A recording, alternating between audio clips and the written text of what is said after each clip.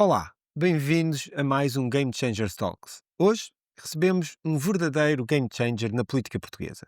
Miguel Pinto Luz, atual Ministro das Infraestruturas e Habitação. Engenheiro, gestor e político com uma visão moderna e ambiciosa para o país. O Miguel tem sido uma das vozes consistente da sua geração, sempre com uma energia contagiante e uma enorme capacidade de liderança. Tem mostrado que a política pode ser feita com propósito, visão e inovação. Foi vice-presidente da Câmara Municipal de Cascais, tem um percurso sólido no setor público e privado e é reconhecido pela sua paixão por transformar ideias em resultados concretos. E para esta conversa especial, hoje tenho Andrea Nunes, administradora do Grupo Yellow, uma líder inspiradora por quem tenho uma admiração muito grande e que hoje tenho o privilégio de poder partilhar esta conversa. Juntos, vamos descobrir o que tem sido verdadeiramente game changer para o Miguel. Andrea, começo por ti, portanto passo-te a palavra para começarmos esta nossa conversa, agradecendo desde já ao Miguel hoje estar aqui connosco e também hoje estamos com uma audiência muito boa aqui no Myriad e portanto também o agradecimento a todos. Portanto, Andrea, passo-te então a palavra e obrigado também por estar Muito aqui obrigada. connosco. Obrigado. Eu é que agradeço. Miguel, o que foi verdadeiramente game changer na tua carreira?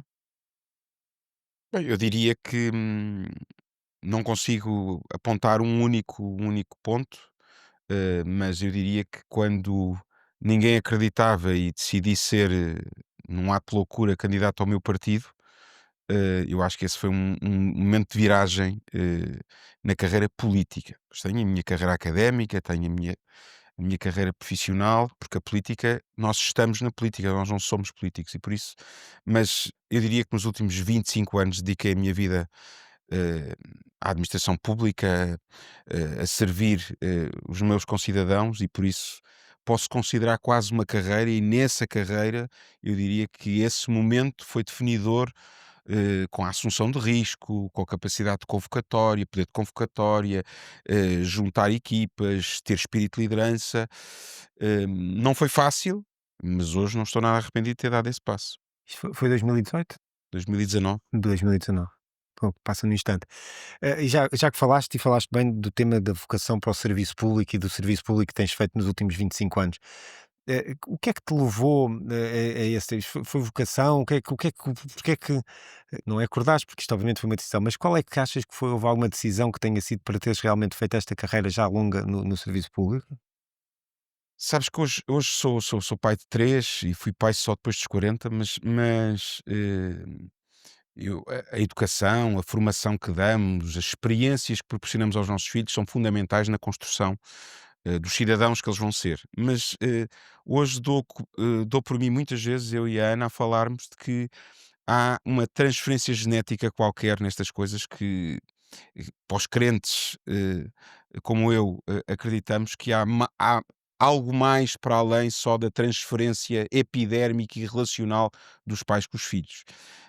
Isto para te dizer que o meu avô foi vereador na Câmara de Cascais, eu nunca o conheci. Foi um empreendedor, um homem que me inspirou de alguma forma, tanto na sua posição de vereador, ele era um empresário, hoteleiro, era proprietário de hotéis ainda antes do 25 de Abril, mas também na sua experiência de vida. Um homem que aos 8 anos vem para Lisboa, nasceu em Argela, numa freguesia de Caminha, muito pobre, veio a ser grumo de hotel e a cartar as malas dos senhores que viviam nos hotéis e estavam nos hotéis de Lisboa, e aos 35 anos era dono de hotéis e foi um grande empreendedor. E depois foi vereador, na altura não vivíamos em democracia, o municipalismo não era um municipalismo democrático e plural como temos hoje, mas era por convite, mas o meu avô foi vereador na Câmara, onde eu depois mais tarde vinha a ser vereador. Estas histórias a minha avó contava-as, a minha mãe contava-as e, portanto, eu acho que isso de alguma forma foi inspirador, tanto na dimensão social-democrata, do elevador social, de que ele é, um espelho, cabal, que era possível, hoje menos, diga-se, e podemos falar sobre isso, mas, na altura era possível nascer nas condições em que ele nasceu, vir aos 8 anos sozinho por aí abaixo e construir uma vida melhor para ele e para todos os seus nessa dimensão. E depois na dimensão dele ter escolhido também, a dada altura da sua vida, devolver à sociedade aquilo que a sociedade lhe tinha dado. E por isso o facto de ter sido vereador, e portanto, se me disseres. se houve alguém que me inspirou foi o meu avô, que nunca cheguei a conhecer, e a tomada de decisão que desde pequeno falo de política em casa, com os meus pais, com os meus amigos, e isso está-me no sangue. És conhecido por ter uma visão moderna e reformista do país, sem dúvida. Quais consideras ser as reformas mais urgentes para que Portugal esteja daqui a 10 anos mais competitivo e para que nos possamos todos orgulhar, nós e os nossos filhos? Eu colocaria 3, 4 dimensões absolutamente centrais. A desalavancagem fiscal e, portanto, simplificação de todo o processo e a desalavancagem, e, portanto, e para isso temos que manter contas certas, crescer mais nas exportações e noutras dimensões da economia e não tanto no consumo. Isso é objetivo, esse é o objetivo do governo, é aquilo que estamos a fazer. Depois a dimensão de aliviar os cidadãos de um Estado que é quase asfixiante, que está em tudo, fluxos burocráticos absolutamente infindáveis, incompreensíveis para todos. Portanto, temos que simplificar, temos que desalavancar do ponto de vista fiscal, depois temos que concluir um plano infraestrutural para o país. Hum, a mim faz muita confusão, e temos aqui muitos operadores de logística, que um país à beira-mar plantado, com uma posição geopolítica única, os seus portos tenham sido negligenciados nas últimas décadas da forma como foram, e por isso sempre aquele número que eu não me canso de dizer, e sendo casado com uma espanhola, e os meus filhos também têm dupla nacionalidade, mas sou um profundo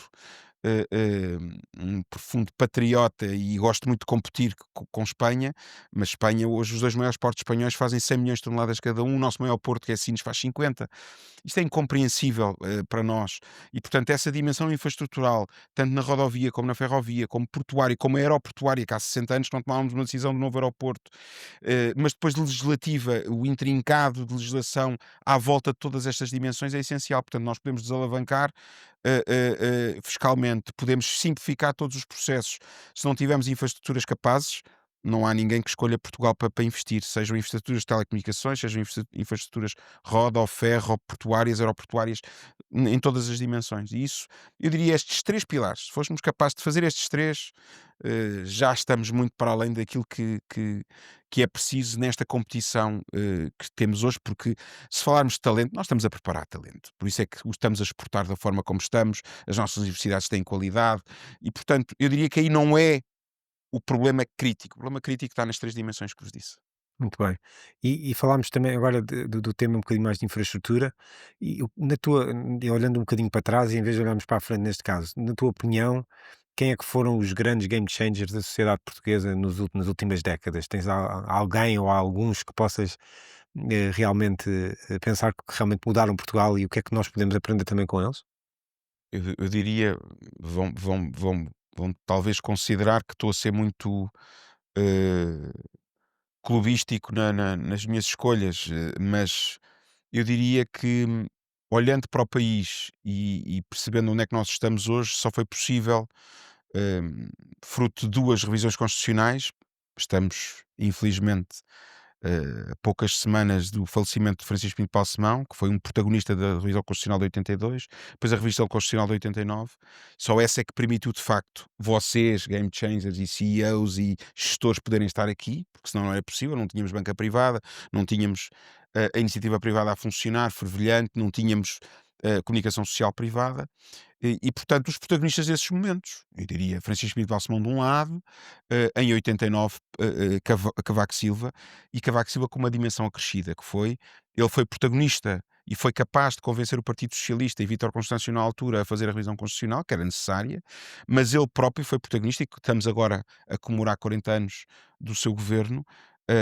Foram os 10 anos mais transformadores e game changers dos últimos 50 anos, e mudámos o país em termos de saúde, em termos de educação, em termos de infraestruturas.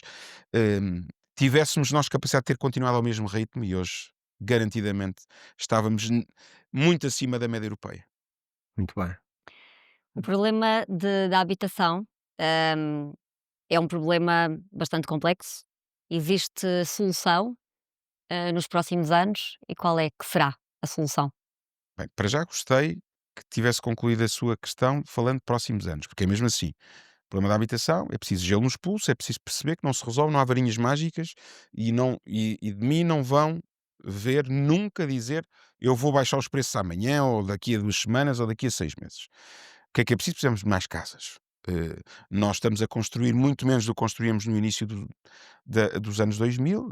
Chegámos a construir 120.000 fogos ano, estamos nos 20.000, estamos a crescer. Diga-se que já em 2025, 2024 e 2025 já estamos a apontar para cerca de 40.000 fogos ano. É sinal que as políticas estão a ter algum efeito, mas a construção demora tempo. O time to market é incontornável e vai demorar tempo a termos esse estoque disponível.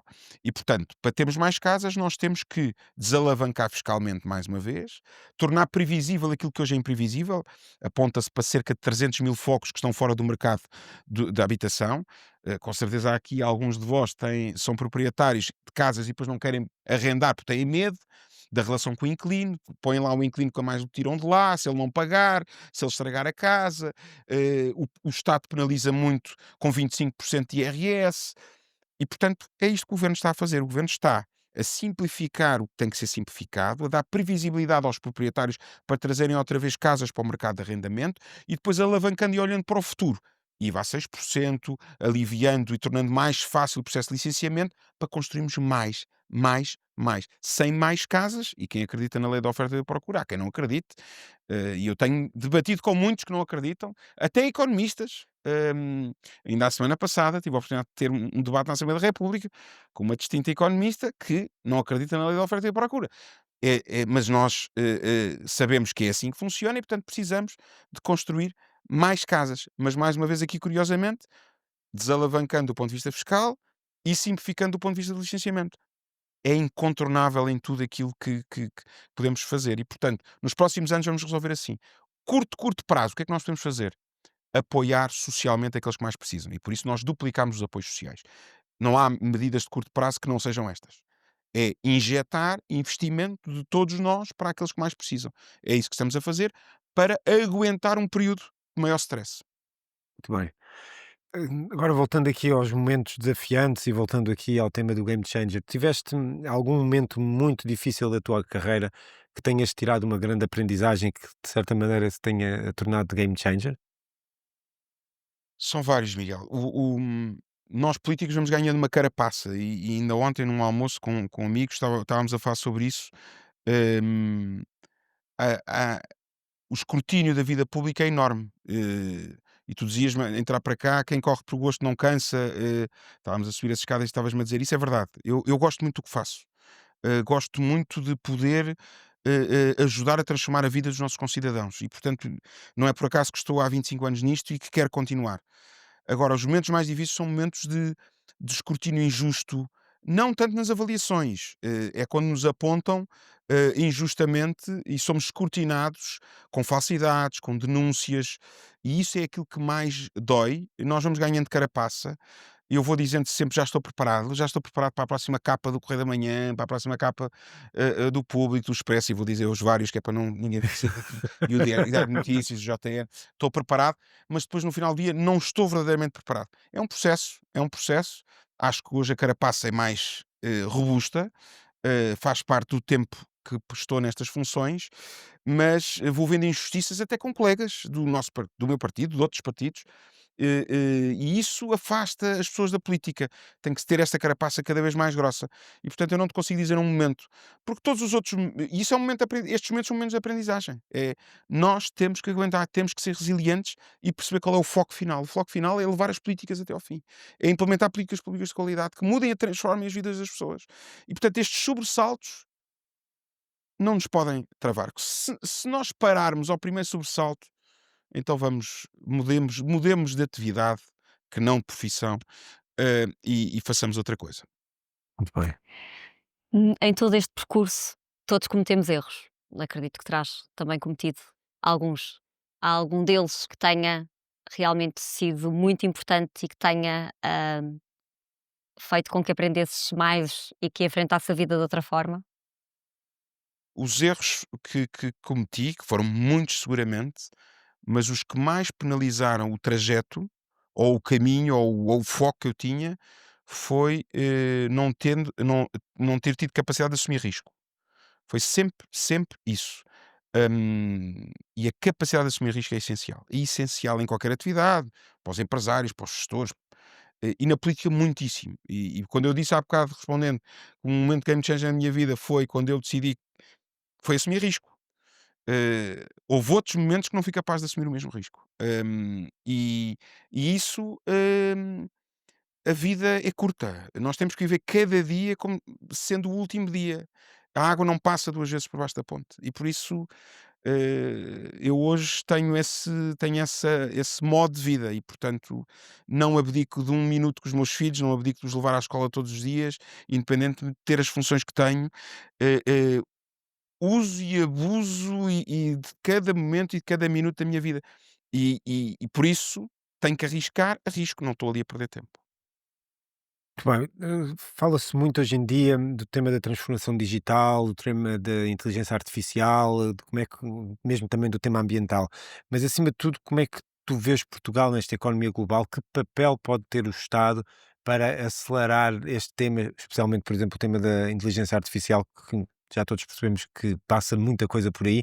Como é que nós podemos acelerar isto? O que é que podemos fazer para que Portugal consiga ser mais competitivo também nessa área? Bem, Portugal hoje está muito competitivo nessa área. Está no foco do mundo no investimento nestas áreas, nomeadamente na Europa. Temos que ser justos, quer dizer, e temos que ter noção da nossa dimensão e, portanto, temos outros continentes que estão a investir mais do que o continente europeu em inteligência artificial e em tecnologia. Mas Portugal, desde que no pós-Brexit, objetivamente, ganhou uma dimensão atlântica ainda mais reforçada. Se as Ilhas Britânicas tinham também uma dimensão de ligação ao Atlântico Norte, nomeadamente, e nós numa dimensão mais Atlântico Sul, a partir do momento que tivemos o Brexit, temos a Irlanda e temos Portugal como as portas de entrada, sendo que a Irlanda é uma ilha e, portanto, não está ligada à Europa continental. E, portanto, nós, objetivamente, temos uma posição geopolítica única, desde logo para os cabos submarinos chegarem cá, e não é por acaso que a Google está a fazer investimento, o Estado português está a fazer investimento, e mais investimentos em cabos submarinos estão a chegar. Os cabos submarinos são essenciais porque é o veículo principal de dados. E os cabos submarinos depois precisam de ancorar no território e precisam depois de data centers, precisam de ter o resto, a replicação desse investimento em terra, se quiserem. E Portugal tem sido pródigo nisso. Num investimento que foi feito pelo anterior governo e que este governo está a levá-lo só por diante e a acompanhar o Start Campus, o maior investimento sempre feito em Portugal. Não é, curiosamente ou não, vão aparecer mais dois ou três maiores do que o Start Campus. Portanto, vejam a escala do investimento que nós estamos a falar. Se estávamos a falar do maior, agora estamos a falar do maior, vezes dois ou três ou quatro. E isto dá uma noção do que a Auto Europa foi para Portugal há 30 anos e o que é que este tipo de investimento pode servir a Portugal. O Estado português está a querer ser simultaneamente regulador, facilitador e player, nomeadamente através do Banco de Fomento e connosco, com a área das infraestruturas, com a área da economia, apresentámos uma candidatura para uma Gigafactory, para uma das 5 Gigafactories europeias, cofinanciada pela Europa. Já há intenções robustas de gigafactories privadas quererem instalar-se em Portugal. Depois temos a dimensão de toda a capilaridade fina, de fibra óptica. Estamos a fechar os concursos para as zonas brancas e depois a disseminação do 5G, que está muito atrasada em Portugal, nomeadamente o standalone, e portanto temos aqui uma versão potenciada do 4G e não um 5G verdadeiro, e portanto o 5G standalone está paulatinamente e nós estamos a tentar reforçar todas estas dimensões.